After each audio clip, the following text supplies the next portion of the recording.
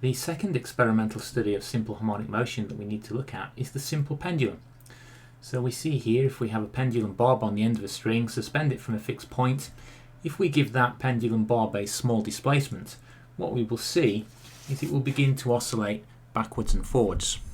It's important that for the simple pendulum we keep the amplitude of the oscillations fairly small, so the angle of the swing should be quite small. If it becomes too big, then the motion may not be simple harmonic anymore. And what we can do is we can look at what factors affect the period of that simple harmonic motion. What we can do is look at the effect, for example, of the length of the string, and we would record typically 20 oscillations. We would repeat that a number of times, get an average time for 20 oscillations, and then work out the time for a single oscillation. So here we have a table of some example results. This is how we would go about doing this experiment. So you can see here, imagine we've got a pendulum on the end of a string. Again, we want to keep the angle of this oscillation fairly small. And provided we do that, basically the period of the oscillations will actually be independent of the angle. So for example, if we were to plot a graph of period against angle of the oscillations, what would happen? Period in seconds against angle of the oscillation in degrees. What you would have is really no dependence at all. So provided you keep the amplitude of the oscillations fairly small, for a simple pendulum the period will be independent of the amplitude, independent of the angle of the swing. If you actually make it swing too far though, so if you pull the pendulum back too far, make it swing through too big an angle, what will happen is the period will start to increase a bit. So that's important for the pendulum here. We keep the angle fairly small, certainly less probably than about 10 degrees, otherwise you will start to affect the period. And well, what we can look at here for the pendulum, really the only thing that affects the period of the pendulum then is the length. Provided we keep the angle relatively small, the only thing that will affect it is the length. And the formula for a simple pendulum is actually period equals t equals 2 pi square root L over G. And therefore we could square both sides of that formula. T squared would equal 4 pi squared L over G. And of course that is in the equation of a straight line graph, provided we plot period squared on the vertical axis, the y variable. We plot the length as the x variable. What we should get is a straight line graph, because g, the acceleration due to gravity, is a constant of period squared, which will be in seconds squared. Make sure we put the units with the axis labels. We plot that against length in meters. What we should get is a graph that goes through the origin like that. And the gradient of that graph there will obviously correspond to 4 pi squared over g. So gradient, if we plot it that way, should equal 4 pi squared over g, and therefore g, the acceleration due to gravity, could be found by doing 4 pi squared divided by the gradient of the graph. Of course, we could have plotted a graph of t against square root of L. So if we hadn't squared both sides, then t would be proportional to the square root of L. Square root of L. Again, what we would have got is a straight line graph. This time the gradient would have been equal to 2 pi divided by the square root of g.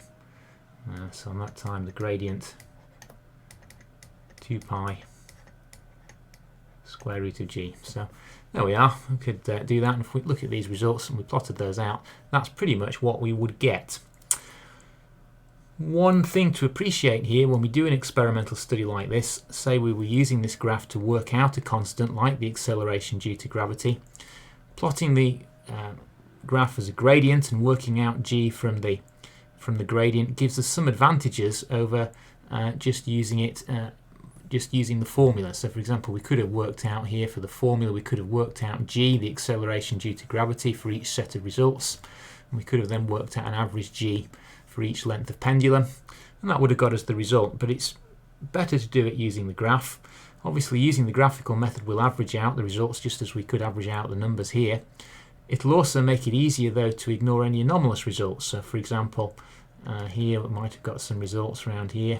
If we'd got one outlying result, we could just circle that and label that anomalous, and then we would not include that in our gradient calculation. There is another key advantage of using the gradient to get a constant like g, and that is if we have any systematic error in our results. So a common mistake here might be to record the length of the pendulum incorrectly. So for example, really we should be measuring the length of the pendulum from the fixed point here to the centre of mass of the pendulum bob. But let's say we just measure the length of the string, so actually our length is going to be a little bit too short each time, because instead of measuring to the centre of mass of the pendulum, we've just measured the length of the string. What that will do is give us a systematic error, so each of our results will be across here a little bit and the length will be measured a little bit too small each time. And so what we might get is a set of results coming down here, perhaps exaggerating this a little bit, and what we will get when we draw our line of best fit, it'll be in here. Now obviously we've got the systematic error there, but the gradient, the straight line, is really just displaced. The gradient of the line isn't affected. So by working out g from the gradient of the graph, we eliminate a systematic error. And occasionally on paper 3 you could get a question like that. You could say, why here state one advantage of finding the acceleration due to gravity from the gradient of the graph rather than just using the equation. Well, the answer is we'd eliminate that systematic error if we use the equation and our value for the length here was too short because we'd not measured to the centre of the pendulum bob. Obviously that would give us an incorrect value for g, but using the gradient method would help to eliminate that systematic error and give us a more accurate result. And quite often in experiments you may have a systematic error for one reason or another. Sometimes it's unavoidable, and therefore using that gradient method could give you a more accurate result. One thing to appreciate here then is really the period of a pendulum only depends on the length, and that's another thing that can sometimes come up. You might get a multiple choice question here, which of these graphs is correct. So it's important to realise that for a pendulum, if you were to plot a graph of period against mass of the pendulum bob, for example, so you put pendulum bobs of heavier masses on here, would that affect the period of the pendulum? Well, no, it shouldn't affect it at all. So what sort of graph would you expect to look like that? Well, you expect it to look something like that. Basically, there would be no dependence as you attached heavier pendulum bobs to your pendulum, provided the length of the pendulum from the fixed point to the centre of mass here was the same, then the period of the pendulum would be unaffected, just as it would be unaffected by how far you pulled it back, provided you don't go beyond a certain limit. So provided you've got 5-10 degrees perhaps here for this angle, then the period will be independent of the angle, it'll be independent of the mass. The only thing that it will affect it will be the length of the pendulum bob. If we just go back and look at this table, you'll notice here obviously we've repeated, so in experiments we're always looking to repeat measurements where we can. We've measured the period over a large number of oscillations as well, and both of those things will help us to come out with more accurate results. You can see here I've worked out an average time for 20 oscillations, and then I've divided by 20 to get the time for one oscillation. Now obviously because I've recorded the time for 20 oscillations to 4 significant figures, I've written my answers down here for the period to 4 significant figures, but clearly really this is overstating the accuracy of the period. There's no way here, even being careful, timing over 20 oscillations, taking an average, yeah, that's going to help to increase my results, but even so, the period here, there's no way it's going to be accurate to 1,000th of a second. So experimental physics, one thing we would be expected to do after an experiment is to assess the accuracy of our experiment.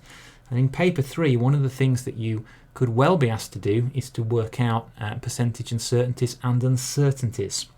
And that's something that often causes problems on paper 3. So we need to have a look at that. A typical question might be, let's say, okay, so can we calculate the percentage uncertainty in T for the shortest pendulum? How would we go about doing that?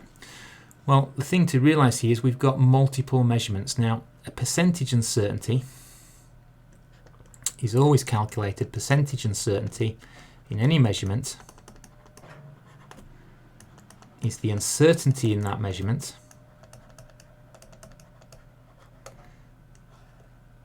divided by the value, or if you've got more than one, the average value. And to change that fraction into a percentage, of course, you times by 100. Now, if we'd just got a single measurement, let's say we take a single measurement perhaps with a ruler or some measuring instrument, very often you would then just take plus or minus 1 scale division, perhaps, as the uncertainty.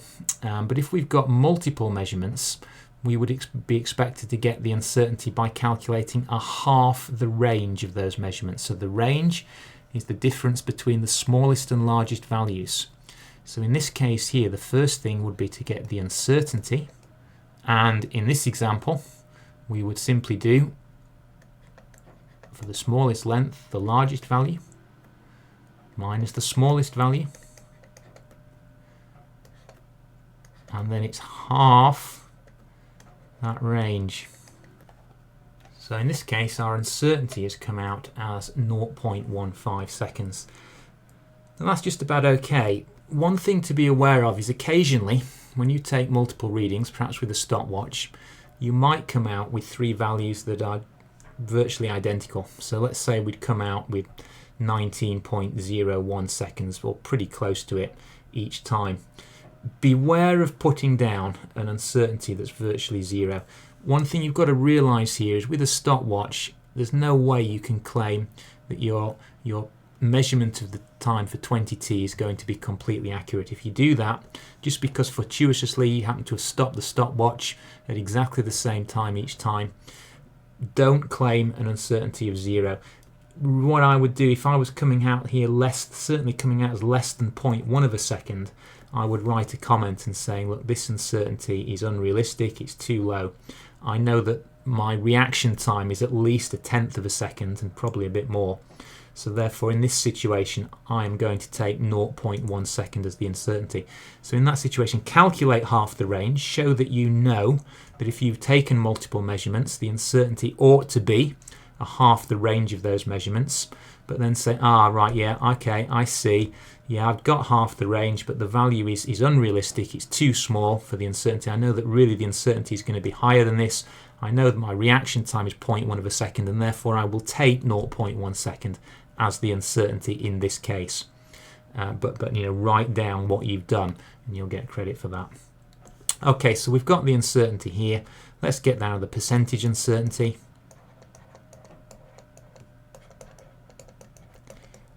So the percentage uncertainty is 0.15 divided by, now my average time for 20t was 18.87. So we'll divide by that. We will times that result by 100 and we'll come out with a percentage uncertainty. And what I've got here is 0.8%. So 0.8% uncertainty here in the time for 20t. And what that would mean then, I would also have a percentage uncertainty of 0.8% in t. So don't divide it by 20. Okay, although the percentage uncertainty in this time is 0.8%, that means the percentage uncertainty in the period which I've calculated from it is also 0.8%, although obviously it's 0.8% of a smaller number. You could also be asked to work out the uncertainty. Now that trips students up, because sometimes students are asked to work out the uncertainty in t, and they'll give the answer here, they'll stop here, they'll give the answer as the percentage uncertainty. So suppose now I'd been asked to work out the uncertainty in t, so the uncertainty in the period for this shortest pendulum. The uncertainty in t, the percentage uncertainty is 0.8%. So if I want to get the uncertainty in this period, I've now got to get 0.8% of 0.944. So that's easily done. So if we take 0.944, divide by 100 to find 1% of that, and multiply by 0.8 to find 0.8%. And let's see what we get there. And there we go, I've got an answer. It still looks quite small, but there we are. 0.008 seconds. So, you know, certainly this last number here, this 4, isn't really accurate. It's accurate really to at best a 100th of a second here for period, even though we've measured over 20t. And there we are. So, important experimental studies. We need to understand what affects the length of a pendulum. We need to be able to use that formula. We need to understand what the gradient of the graph represents. We need to be able to work out uncertainties and percentage uncertainties. And that's how we do it. So here we have a question involving the simple pendulum. First part, very common introduction to a question on simple harmonic motion, is simply to define what is meant by simple harmonic motion. Very straightforward. Acceleration is proportional to the displacement, but in the opposite direction to the displacement. Calculate the frequency of the oscillations of a simple pendulum of length 984 millimeters. Give your answer to an appropriate number of significant figures. Well, how are we going to do that? Well, we know that for a simple pendulum, t is equal to 2 pi square root L over G. So the first thing all we need to do is to put some numbers in there. 2 pi, well, we're given the length of the pendulum. Don't forget we're going to need to convert that into meters there. Make sure you're working in the SI unit, otherwise your period isn't going to come out in seconds. And we can look at G, 9.81. Make sure you get the correct value for that. And we can work out then a period, and we'll get 1.990 seconds. Now, in the end, because I've been given my length here to 3 significant figures, I'm eventually going to give my answer for the frequency to 3 significant figures. But I don't want to get any rounding error, so you want to keep at least on an intermediate calculation really 4 or 5 significant figures, otherwise you're going to wind up with a rounding error.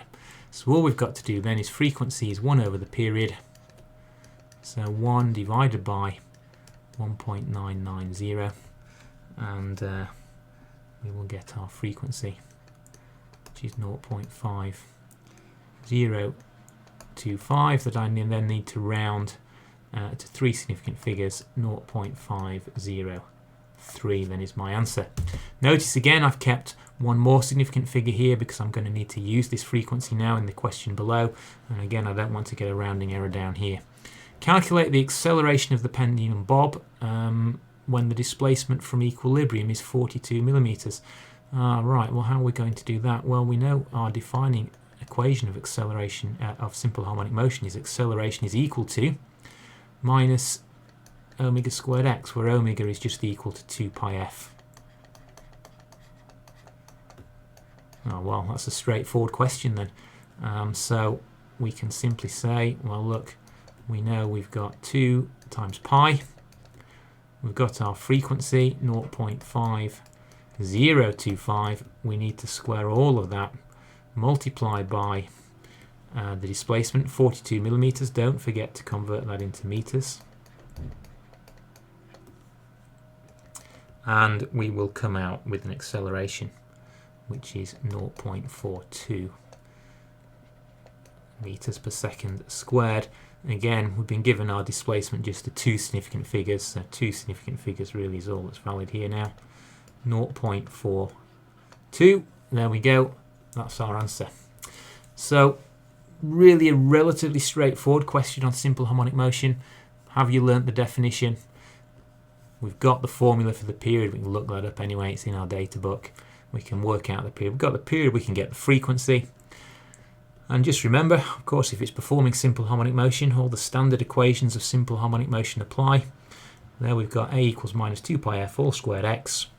We've given the displacement, we can work out the acceleration if we know the frequency of the motion. There we go. Now part C, perhaps a little bit more to think about. So a simple pendulum of time period 1.9 seconds, okay, is set up alongside another pendulum, which has got a slightly longer period.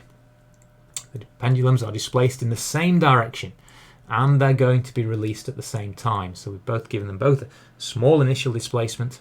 We're then going to let them go at the same time, and we're going to calculate the time interval until they next move in phase. So obviously at the point we let them go, they'll be in phase, but then the one with the shorter time period is going to start to move ahead, and eventually it's going to catch up the one with the longer period.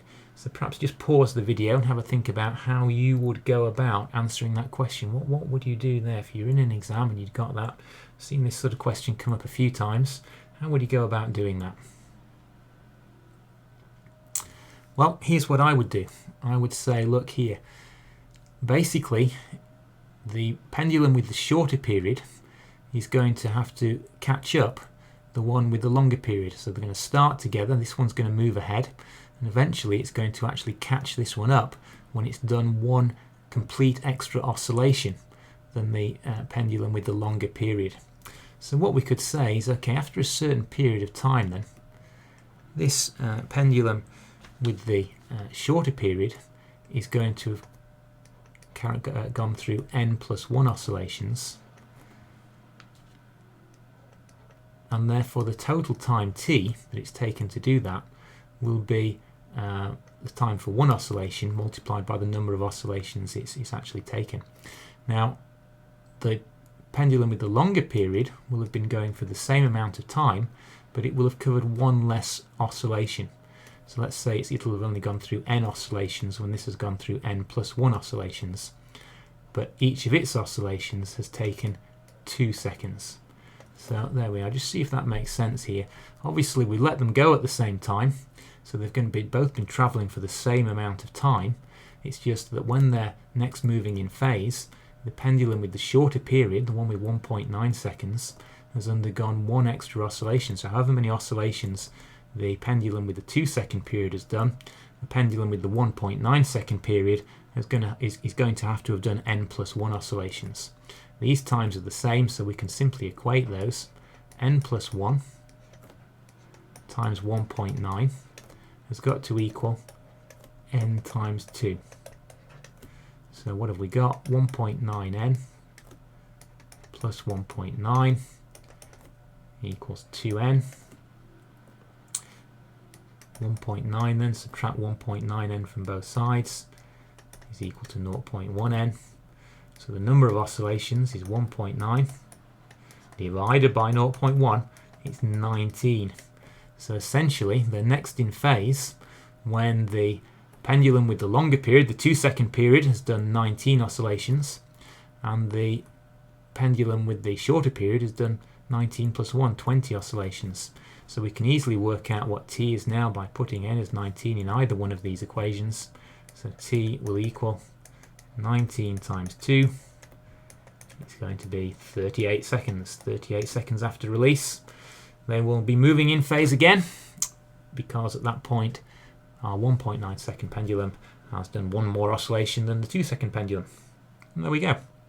That's it.